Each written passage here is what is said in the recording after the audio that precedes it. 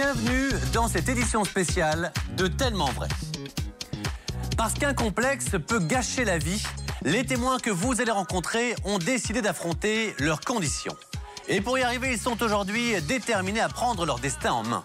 Mais auront-ils vraiment la force d'aller jusqu'au bout et pourront-ils enfin prendre un nouveau départ? Tout de suite, l'émission.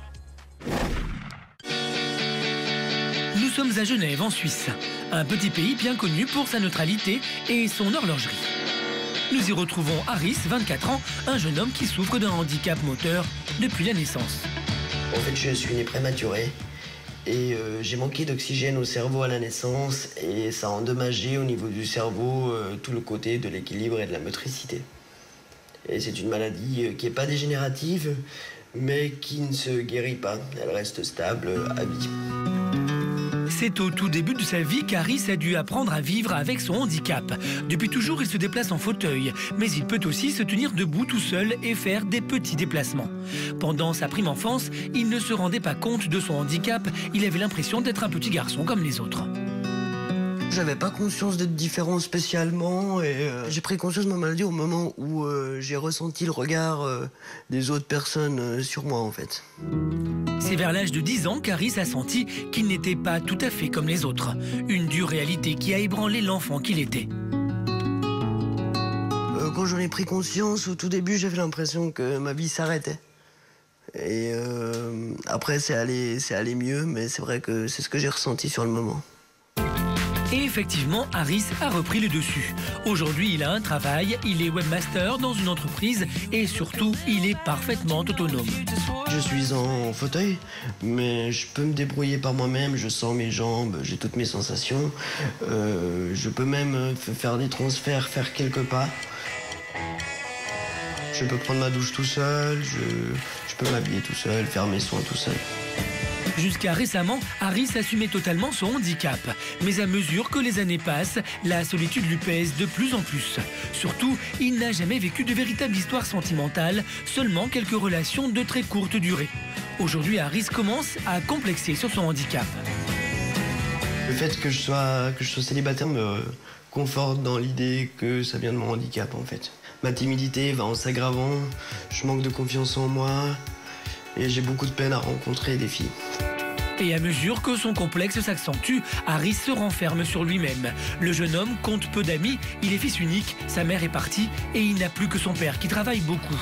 Ainsi, c'est souvent vers son kiné qu'Harris se tourne. Ça va? Bien et toi? Ouais.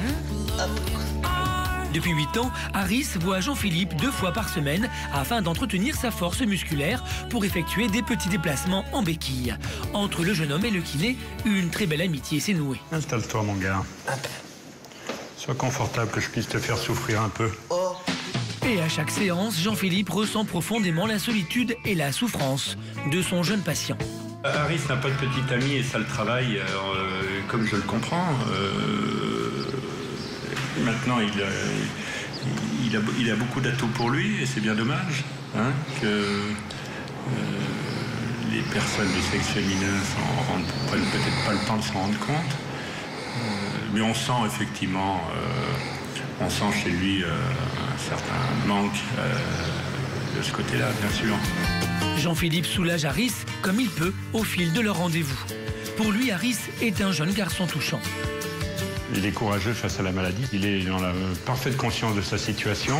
J'ai beaucoup de respect pour lui, une forme d'affection qui forcément emporte une part d'admiration. Voilà, mon ami. Parfait. Ta limousine? Ah, oui. Fort de la bienveillance de Jean-Philippe, Harris retourne chez lui. Il a rendez-vous avec Charlotte, une ancienne collègue de travail. Hey, coucou. Rentre. Tu vas bien? Ouais. Attends. Ça va? Ça va et toi? Passe une bonne journée? Ouais, je te ferme la porte. Merci. Excuse. T'arrives à passer? Oui. Super. T'inquiète, j'ai l'habitude. C'est l'occasion pour Harris de parler de sa vie sentimentale. Et puis sinon, les amours, ça va? Bah sinon, non, j'ai personne. J'ai besoin de trouver quelqu'un et la solitude, j'en ai un petit peu marre. C'est vrai que j'ai mon chat, j'ai mes tortues, mais c'est pas la même chose. Et c'est vrai que j'ai besoin aussi d'échanges humains et T'as le droit aussi d'avoir d'avoir une copine et tout ça. Et je pense que c'est pas parce que t'es en chaise que... C'est vrai que j'ai toujours ma chaise qui revient pour moi dans ma tête. Je me dis que les gens, ils regardent ma chaise avant tout. Alors que... Peut-être que je me fais de fausses idées, je sais pas, mais c'est ce qui me bloque. Moi, c'est mon handicap qui me bloque surtout. Harris est un garçon très réservé. Et au-delà de son complexe, à cause de son handicap, un terrible drame explique son manque de confiance en lui. Un drame qu'il a vécu alors qu'il était encore tout jeune. Qu'est-il arrivé à Harris pendant son enfance? Va-t-il parvenir à surmonter ce traumatisme et enfin oser approcher les filles? Nous retrouvons Harris à Genève, un jeune homme en manque d'amour qui complexe sur son handicap. Il rend visite à son père et à sa grand-mère d'origine yougoslave. Hey,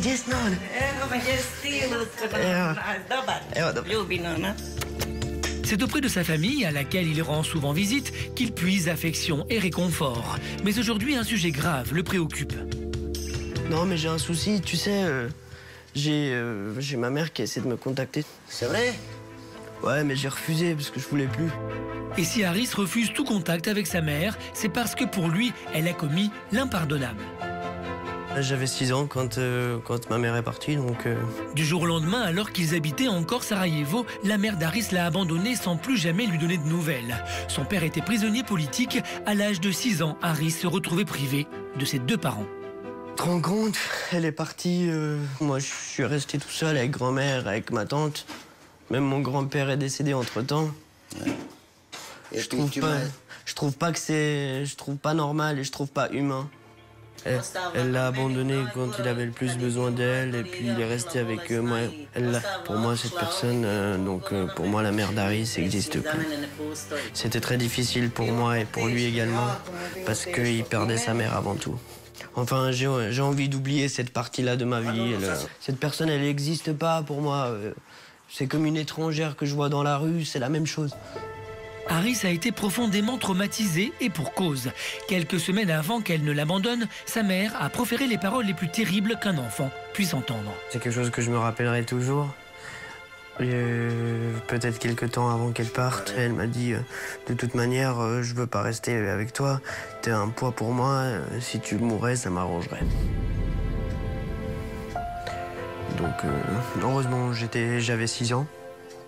Heureusement, 5 à 6 ans. Et heureusement que je savais pas exactement ce que cela signifiait à ce moment-là.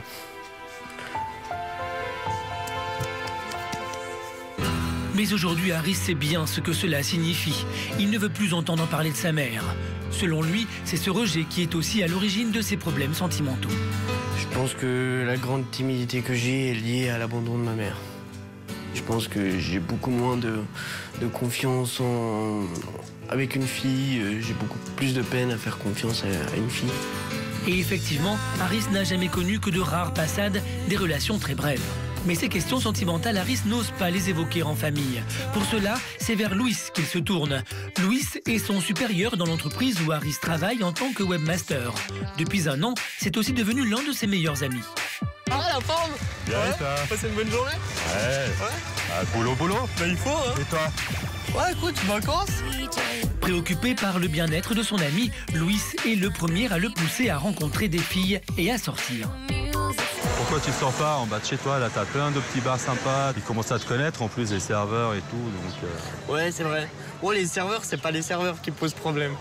C'est à partir du moment où il faut rencontrer des filles, tu vois. Apparemment, Harris est pétrifié devant les filles. Jusqu'à présent, Louis a dû me présenter aller entre 10 et 15 filles à peu près. C'est des filles que j'ai pas spécialement draguées, de par le fait que j'ai pas osé. draguer, je pense qu'il connaît pas ce mot, en fait. En réalité, Harris sait tout de même un peu ce que signifie le mot draguer. Mais quand il se le permet, c'est uniquement caché derrière son écran. Il se rend sur des sites de rencontres très connus, il ose alors aborder les filles. Et le plus souvent, ce sont des filles valides qu'il choisit. Je me vois pas envisager une relation avec une autre personne handicapée. Mais en fait, je me dis à moi-même que j'ai déjà mon propre handicap à assumer et que assumer celui d'une copine, ça pourrait être trop lourd. Au départ, Harris ne dit pas qu'il est en fauteuil. C'est au bout de quelques semaines seulement, quand le courant semble passer, qu'il finit par l'avouer. À chaque fois, l'échange se termine de la même façon. J'ai avoué mon handicap à une douzaine de filles sur Internet. Les personnes, en fait, disaient que soit elles voulaient rester amies, soit tout d'un coup partaient sans donner de nouvelles. Et finalement, c'est bien triste et ça me rend triste. Mais la tristesse, la timidité, c'est terminé. Harris est bien décidé à prendre le taureau par les cornes. Cela fait quelques semaines qu'il est en contact avec une jeune fille. Aujourd'hui, il est prêt à sauter le pas. Mais bon, avec celle avec laquelle je chatte en ce moment, elle me plaît vraiment beaucoup et je crois que je vais lui proposer un rendez-vous et puis on verra bien. Elle est en train de répondre. Qu'est-ce qu'elle va bien vouloir me dire? Allez. Il m'a dit oui, pourquoi pas. Je suis content là, ça me fait plaisir. Surtout que là, ça fait 2 ans que j'ai pas eu de rencontre, c'est excellent, c'est génial. La jeune fille ne sait pas qu'Harris est en fauteuil. Et ce dernier a bien conscience que sa démarche est cavalière, mais il l'assume. Ça peut paraître comme un guet-apens. Mais c'est aussi une solution pour moi, une façon pour moi de voir comment elle va réagir en me voyant directement. Comment la jeune fille réagira-t-elle en voyant qu'Harris est en fauteuil? Comment Harris va-t-il se préparer à ce rendez-vous? Parviendra-t-il à vaincre sa timidité? De son côté, va se rendre à son rendez-vous avec la jeune femme rencontrée sur Internet et qui ignore qu'il est en fauteuil. Je pense qu'elle peut partir en me voyant en fauteuil roulant. Comment la jeune fille va-t-elle réagir? Harris va-t-il être rejeté une fois encore? De retour à Genève avec Harris, un jeune homme en fauteuil à la recherche du grand amour. Pour la première fois, il a osé donner rendez-vous à une fille rencontrée sur Internet, mais sans lui dire qu'il était en fauteuil. Dans l'attente de cette rencontre, c'est auprès de son ami Julien, qu'il connaît depuis 9 ans, qu'il demande conseil. Mais je t'ai pas dit. Quoi? Tu sais, l'autre jour, il y a quelque temps, là, j'avais discuté avec une fille sur Internet. Ouais. Que j'avais rencontrée en chattant comme ça sur un site de rencontre. Ouais. Puis je me dis, bon, je vais lui proposer d'aller boire un verre, tu vois. Ouais, elle a accepté? Ben, elle a accepté d'aller boire un verre, oui. Après, tu sais, quand t'es en chaise... C'est pas facile. C'est pas facile, non? Parce que t'as toujours peur que la personne regarde le fauteuil roulant avant toi, en fait. Ouais. Âgé de 21 ans, Julien est atteint d'une maladie héréditaire qui atrophie les muscles. Confronté aux mêmes difficultés qu'Harris, il ne sait que dire. Ce qu'il souhaite avant tout, c'est que son ami ait davantage confiance en lui. Il pense qu'Harris doit réapprendre à être à l'aise avec les femmes, et pour cela, il a son idée. T'as entendu parler du SEHP? Du SE quoi? HP. C'est quoi exactement? C'est des assistantes sexuelles pour personnes handicapées. Ah, puis assistante sexuelle, oui, qu'est-ce qu'elles font? Ça te noce un peu partout. En fait... Puis ça procure des plaisirs. En fait, elles font de la masturbation, quoi. Ouais, elle vient chez toi, elle fait ça. Contrairement à la France, la Suisse autorise légalement les assistantes sexuelles à intervenir avec les personnes handicapées. On les trouve tout simplement sur Internet, mais Harris paraît frileux. Il hésite. Ce qui est susceptible de me gêner dans le fait de voir une assistante sexuelle, c'est tout le côté tarifaire. Je sais pas encore si je vais aller voir une assistante sexuelle, faut que je réfléchisse. Harris n'est pas prêt à sauter le pas dans l'immédiat. D'autant que l'heure de son rendez-vous avec la jeune fille rencontrée sur Internet approche. Il ne lui a pas dit qu'il était en fauteuil. La tension monte. Il attend. Je suis un petit peu stressé. Je pense qu'elle peut partir en me voyant en fauteuil roulant. Puis, une jeune femme semble venir à lui. Ah, salut. Salut. Ça va? Tu vas bien? Oui, ouais. Ça va et toi? Ça va. Je suis un peu surprise, je savais pas que tu étais en fauteuil roulant, tu m'avais pas dit. C'est vrai que je t'ai pas dit. T'avais peur que je refuse, c'est ça? Effectivement. À peine arrivée, la jeune fille évoque tout de suite la question du fauteuil. Harris se justifie comme il peut. Ah, je suis désolé de ne pas t'en avoir parlé plus tôt, mais... Non, je suis juste un peu surprise, voilà. Voilà, c'était pas parce que je voulais pas, mais c'était... Voilà. Mais je peux comprendre que ce soit... crainte et... Ouais. Je peux comprendre que ce soit difficile, plus difficile pour toi d'en parler. D'en parler et puis que les gens acceptent aussi. Totalement, donc, écoute, voilà. Bon, effectivement. Passe une bonne journée à part ça. Harris détourne vite la conversation sur un autre sujet. Pour la jeune femme, le premier effet des surprises semble être passé. Harris est aux anges, d'autant qu'elle semble être très réceptive. Bah écoute, ça m'a fait plaisir de te voir en tout cas. Je suis contente de t'avoir connu, enfin de te voir en vrai. Ouais, bah moi aussi. Et puis, écoute, on reste en contact. Tu as mon numéro de téléphone. Puis cette fois-ci, on s'appelle, ouais, ça marche. Ok, avec plaisir. Ça joue. Bon, je vais y aller. Merci à beaucoup. bientôt alors. Ouais, Enfin, je vais te faire la liste quand même. Ça marche. Et puis, voilà, on reste en contact. À bientôt. Salut. À bientôt. Hein. Salut. Pour Harris, ce premier rendez-vous est une réussite. Je pense qu'on va se revoir avec Cécile parce que on a dit qu'on allait se revoir et j'ai hâte qu'on se revoie. Elle a bien pris ma chaise roulante, mon handicap. Donc je suis super ravi, étonné un petit peu, mais du bon côté. Ça me redonne confiance en moi et surtout, ça me donne de l'espoir pour la suite. Mais la jeune fille ne donnera jamais de nouvelles. Dans l'immédiat, Harris est plein d'espoir et il est bien décidé à tout faire pour vaincre sa timidité vis-à-vis des femmes. Il hésite encore à faire appel à une assistante sexuelle. C'est à Théo, un vieil ami, qu'il décide de se confier. Ouais, j'ai un ami qui m'a proposé de rencontrer une assistante sexuelle. Ah d'accord, ouais. C'est une solution, ça peut t'aider. Surtout que j'ai des amis qui ont recours à ces services. Ils en ont pensé quoi? Ben, s'ils en ont pensé du bien, bon. Théo a l'air de connaître son sujet, mais il sent qu'Harris hésite. Il lui propose une autre option. Mais par exemple, il y a des coachs qui sont formés aussi un peu pour vaincre cette timidité, si tu veux. C'est bien que je puisse en parler avec toi, parce que comme tu as un peu plus d'expérience et tout. Ouais. Harris semble intéressé par l'idée d'aller voir un coach. Il pense que cela pourrait l'aider. Mais quelle décision va-t-il prendre afin de se sentir plus à l'aise avec les femmes? Arrivera-t-il à surmonter sa timidité afin de pouvoir rencontrer le grand amour? Nous revoilà à Genève avec Harris, un jeune garçon complexé par son handicap et prêt à tout pour vaincre sa timidité afin d'enfin approcher les filles. Pour ce faire, il hésitait encore à aller voir une coach ou faire appel à une assistante sexuelle pour personnes handicapées. Aujourd'hui, sa décision est prise. Pour moi, c'est plus intéressant d'aller voir un coach qu'une assistante sexuelle parce qu'une assistante sexuelle, finalement, je trouve que c'est assez superficiel. Et j'ai envie que ça marche. Bonjour, vous êtes Harris? C'est moi-même. Entrez.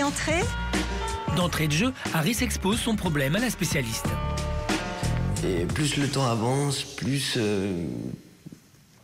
malheureusement, plus ma timidité s'accroît. Et plus le fait que je sois dans un fauteuil roulant me fait complexer. J'ai peur en fait que les personnes que je vois, les filles que je rencontre, regardent d'abord mon fauteuil roulant avant moi. Il y a du travail, mais la coach ne s'apitoie jamais sur le sort de ses patients. Alors on va essayer de regarder ensemble, j'appelle ça des talents, vous voyez, vos talents, vos qualités personnelles. J'aurais plus tendance à me trouver des défauts plutôt que des qualités. Première tâche pour la professionnelle, démontrer à Harris qu'il a lui aussi des qualités. Vous avez un travail, vous avez des clients, vous voyez, donc ça, vous avez plein de ressources en vous. C'est ça. Utilisez vos ressources. Ces ressources, la coach aimerait qu'Harris les utilise pour oser sortir le soir et aborder les filles. Les mots de la spécialiste ont l'air de toucher le jeune homme. La séance porte ses fruits. Pour aujourd'hui, en tout cas, moi j'ai compris que déjà vous étiez défini cet objectif de sortir de chez vous. Et ça m'a fait beaucoup réfléchir, je pense en tout cas que ça va m'aider. Harris est soulagé, pour lui c'est le déclic. Ça m'a fait prendre conscience que si je veux rencontrer des gens dans mon entourage ou à l'extérieur, il faut que je m'ouvre aux autres. Le jeune homme repart confiant, reste maintenant à mettre en pratique les conseils de la coach. Retour chez Harris, il est près de minuit. Comme à son habitude, le jeune homme est seul chez lui avec son chat, sa télé et ses tortues. Et j'en ai marre d'être seul, ça me rend triste. Harris a décidé que cette soirée ne se terminerait pas comme toutes les autres. Fort des conseils de la coach, il prend une grande décision. Il sort. Direction la salle de bain, Harris compte bien mettre toutes les chances de son côté. Et c'est plus décidé que jamais qu'Harris se rend dans une discothèque dont on lui a parlé. De toute manière, j'ai 24 ans, je suis grand, il faut que ma vie change et il faut que ça change. J'ai envie de draguer ce soir et j'espère que ça va pouvoir se faire. Mais quand il arrive, la déception est grande. Dans la boîte de nuit, il n'y a personne. Nous sommes en pleine semaine. Très vite cependant, Harris aperçoit une jeune fille au bar. Coup de chance, non seulement elle est jolie, mais elle est seule aussi. Incroyable, Harris se lance. Salut. Salut. Comment tu t'appelles? Alicia. Enchanté. Enchantée de dire. Je t'ai regardé depuis tout à l'heure, puis je me suis dit que j'allais quand même venir te dire bonjour. Ok, merci. Ouais. Loin de fuir la conversation, la jolie blonde propose à Harris d'aller s'asseoir dans un endroit plus intime. Ah, c'est plus tranquille, c'est mieux. Santé. Le bon santé en fait. Que zdrowie. Pour le jeune homme, c'est une révolution. La discussion s'engage très facilement car ils ont des points communs. Ils viennent tous les deux des pays de l'Est. Tu habites avec ton père? Non, non, j'habite tout seul. J'ai un appartement. Non, je me débrouille en fait. Ouais, ouais. Mais non, quand même, le social, il doit t'un peu aider. Oui, je crée des sites internet en fait. Donc, voilà, ouais, exactement. Bah, salut, merci beaucoup. Ciao, à bientôt. merci, Salut. À bientôt. À bientôt, salut, ciao. Même s'il n'a pas osé demander à la jeune fille son numéro de téléphone, pour Harris, c'est une grande victoire. Il sait désormais qu'il peut aborder les filles. Ce soir, c'est un homme heureux. Quand je suis arrivé, j'ai eu un petit peu peur parce que la discothèque était vide. Mais bon, ce qui compte vraiment, le plus important, c'est que j'ai réussi à rencontrer quelqu'un, à aborder une fille. Je vais continuer à sortir au lieu de rester chez moi à regarder la télé. J'ai surmonté ma timidité et je suis prêt pour changer de vie. Gladys, Harris, Alison, Michael. Depuis notre rencontre, ces 4 personnes ont toutes évolué. Gladys est devenue une jeune femme épanouie, à l'aise dans son corps et dans sa tête. Harris est toujours célibataire, mais depuis ses séances de coaching, il ose aborder les filles et il est moins complexé. Alison, de son côté, a perdu 35 kilos et elle a repris les cours de danse. Michael, lui, a toujours peur de vieillir et il a enfin réussi à organiser une véritable Botox party.